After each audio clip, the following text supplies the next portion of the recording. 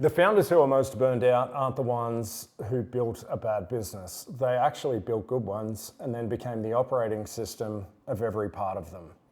Amy had a commercial cleaning business in South Australia, 11 on the team, $1.1 million in revenue. She was quoting every job, managing every partner complaint, doing the rostering for all 11 people, covering shifts.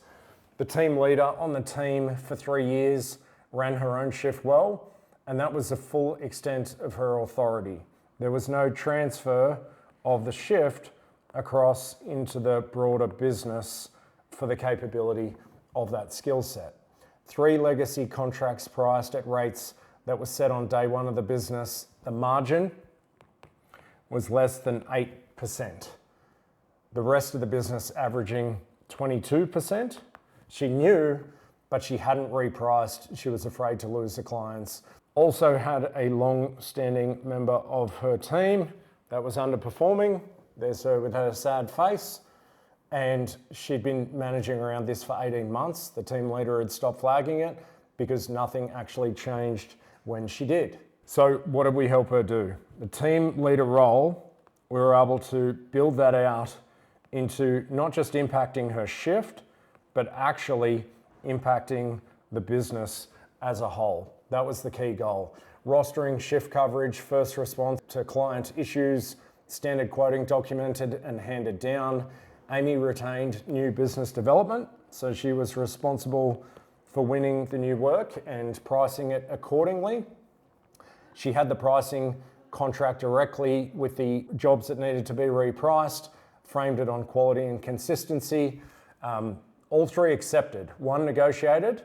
Amy held the floor. The margin in those contracts moved from 8% to 19% for those contracts. So 11% just there.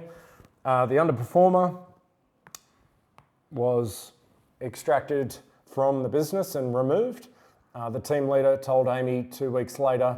The team felt the difference immediately. Within 10 weeks, Amy was working 30 hours per week instead of 55, what it was before.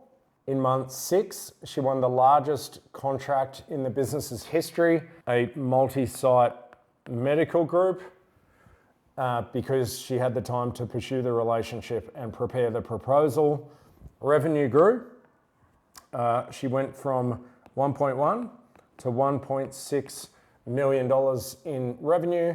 She took the first holiday in 6 years. So what's the lesson here? The business couldn't grow because Amy was too busy running it to develop it.